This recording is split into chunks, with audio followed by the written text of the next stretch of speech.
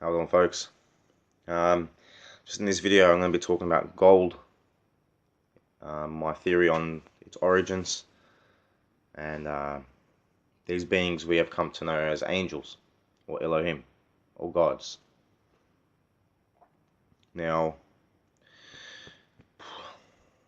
being a being of the universe, incarnation in the flesh, we are like a mirror image of the universe, and the universe is a mirror image of ourselves. So whatever elements that are floating around in the universe, we've got floating around inside us. Now, on the top of the periodic table, you got gold as one of the pure elements, which is not mixed with anything else. It's just a pure element. Now, I believe this is where the term whole comes from, because that gold is holy. It's whole. It's not mixed. Now, we understand that gold is used in circuitry for electricity, to conduct electricity. We also understand that people with Rh negative blood have higher copper content in their blood. So here we go with my theory. I'm just going to ponder around and pull things from the air and with no structure, but hey, if you've got vision and you want to listen to what I'm theorizing about, then enjoy. So the origin of gold, I believe, is from the old, very, very old War of the Gods, or as the biblical or the Quranic scriptures or the Quranic scriptures talk about, the battle of the fallen angels versus the angels of light.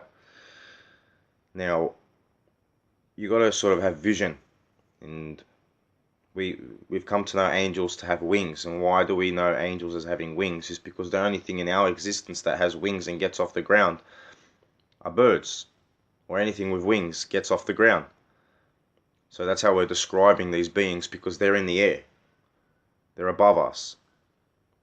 Okay, now they were battling it out maybe above us. And when they battle it, what would happen? They'd fall down to the ground. They'd crash.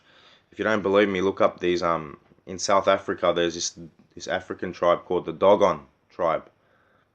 And they have stories which they've passed down, saying how the gods used to fall out of the sky and they'd eat them and they'd get a rush. Now, hear me out. It's because they're angels. They're vibrating on a higher frequency. Okay, so they're known as gods because they're not in our existence. They're vibrating on a higher frequency, therefore they got blood full of gold. Okay, and if these beings are fighting and battling it above us, where is their blood gonna drip? Now, please, people, don't call me a kafir or a blasphemer for saying that these angels bleed, because they do bleed. Why do all the depiction of the angels have spears and swords and shields and armor? Why would angels need body armor if they don't bleed? Okay, think about that. So we also understood that the Egyptians were highly obsessed with gold, draping themselves with gold and everything else with gold, because they understood its importance. They understood its spiritual significance, its alchemical significance. They understood it completely. But yet, they had to drape themselves with gold because they were living in the flesh and there was no gold in their blood.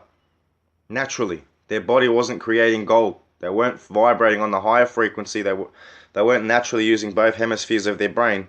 Because when you see artists doing the pyramid sign on their eye, that's one eye.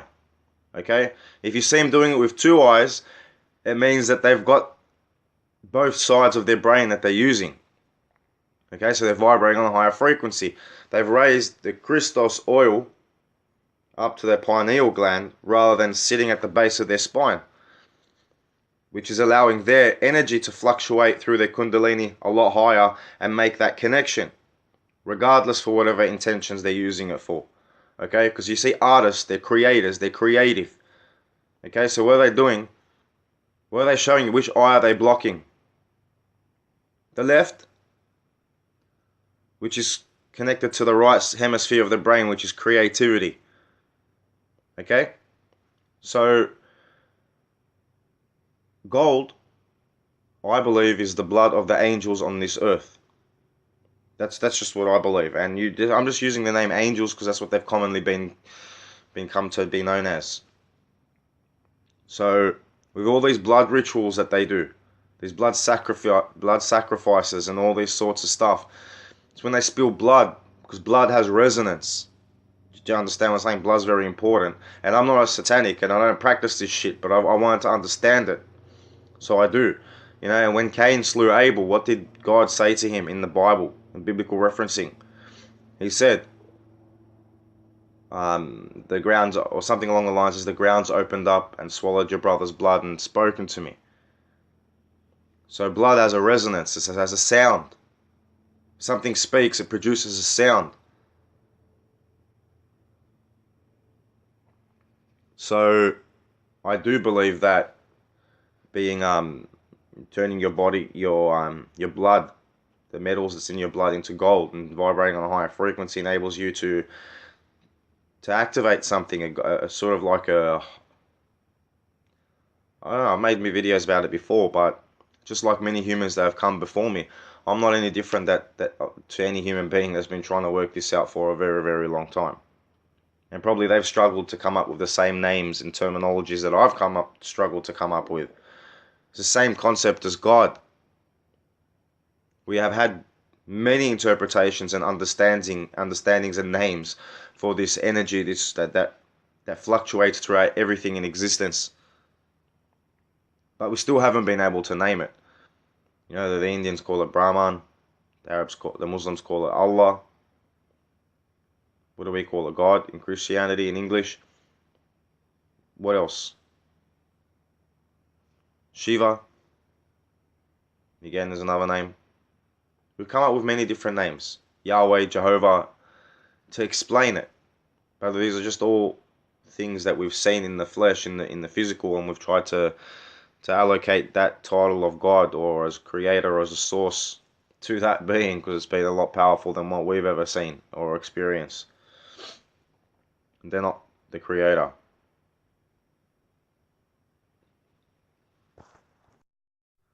So yeah, they're not the creator. Anyways, we're back to these Elohim angels, or these beings with gold in their blood. This is why kings and queens and all these other people that live in the flesh display gold on their exterior, because they don't have it internally. So they've got to compensate. So I guess this is maybe why people with Rh negative blood are being hunted down, just like in the Spanish Inquisition, because the Spanish Inquisition was about killing off people with Rh negative blood, and also other people, but majority people with Rh negative blood, because that's how you make the higher connection. That's how you use the Markaba. That's how you activate your light body, and you become whole. Okay? Because what did Jesus say? The Father is in me and I am in him. It's the same concept. And that's what the eye is. The all-seeing eye. Is that you become part of the universe. So you have all the universe's knowledge and intelligence, history, past, present, future. You become all-seeing, all-knowing. But you still don't have the capabilities to create. You just know. So that's why I believe, yeah, they're hunting down people with Rh negative blood, because they've always been obsessed with making it back up to the higher levels of frequency, higher levels of existence, and breaking it through that firmament. And I guess throughout the centuries, their efforts have been fruitless.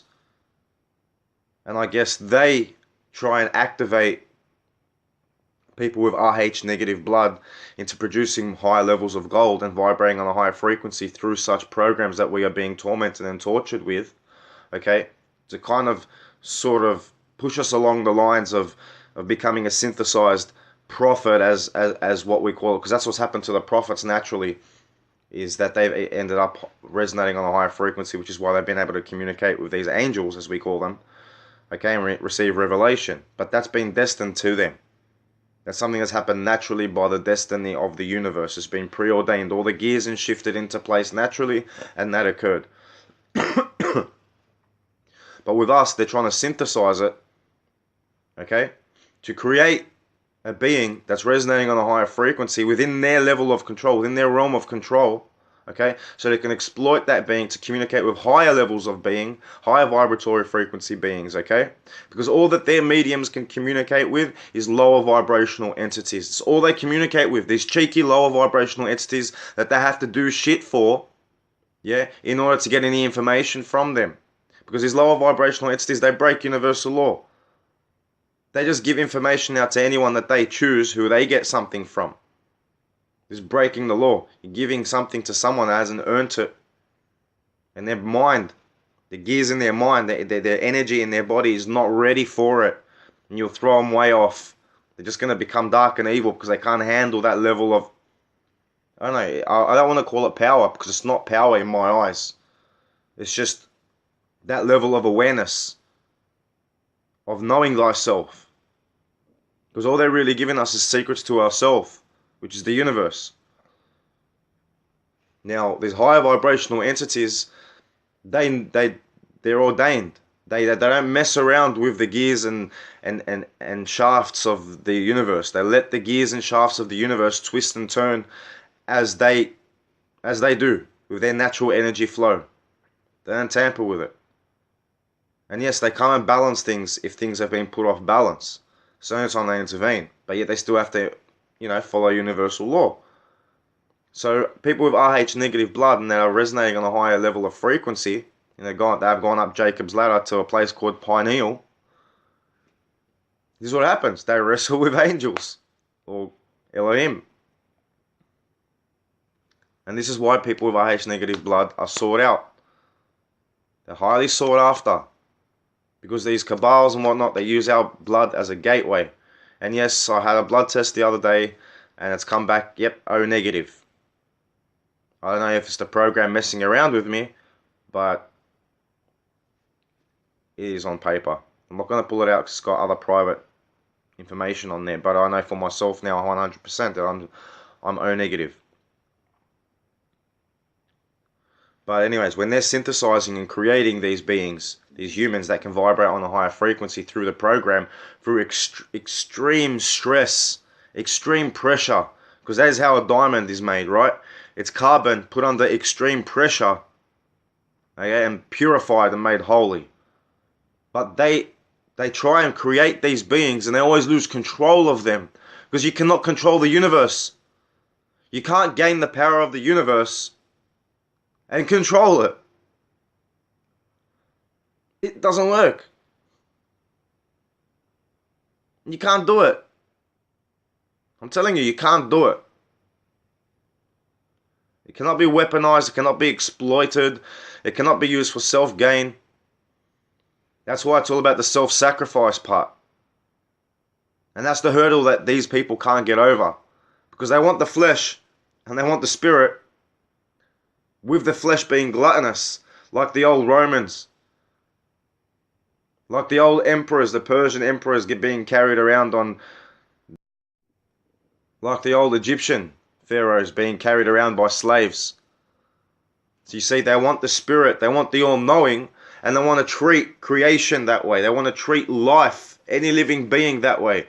Why did Moses free the lighter shades, the lighter shaded tribes of Israel from Egypt, from Kemet? Because the pharaohs weren't treating them right. They were abusing them. They were using them too hard.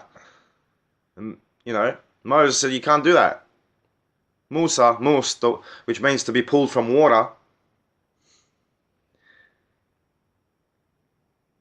He said, no, you can't do this. You see how it's channeled?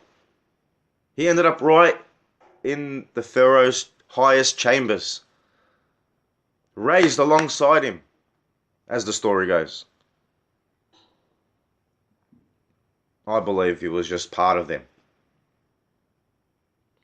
And I believe that the Hebrews were also part of them. But Father Jacob, Yaqub, made a terrible mistake. And yeah, he tried to correct it, but hey,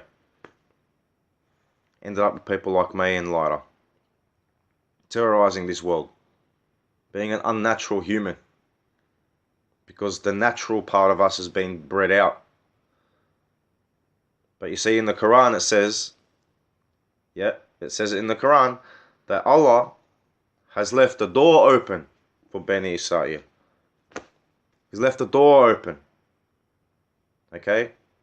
Now what is that door? In Revelations, what does it say about the two witnesses? The two olive trees, the two lampstands. There will be one wild olive tree and there'll be one domesticated olive tree. And the domesticated olive tree will be whittled. But then the wild olive tree will be grafted onto the domesticated olive tree and it will bear fruit. What is that saying?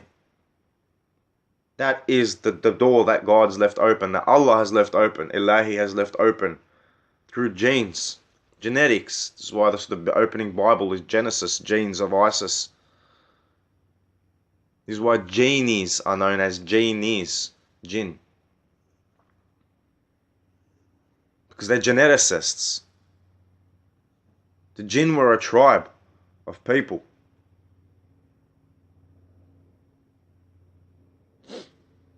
Yeah, the jinn were a tribe of people. Not like you and I. Similar. They're before us. Could they possibly be the ones that had fallen down in the fight and remained living here because they couldn't get back home? Couldn't get back up to that higher vibratory frequency?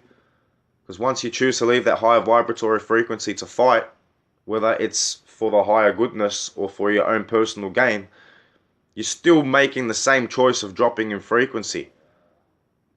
That means once you get down into that lower frequency, it's like quicksand. It pulls you. It's hard to get out. That's why the whole purification process is about, you got to isolate yourself, withdraw yourself from this world. Jesus said it. You are not of this world. Jesus also said, where I'm going, you can't go. In Islam, it says that Jesus is seated in the highest heaven. Not the highest heaven, but one of the highest heavens. I don't know exactly which one they say, because there's 7 in their interpretation.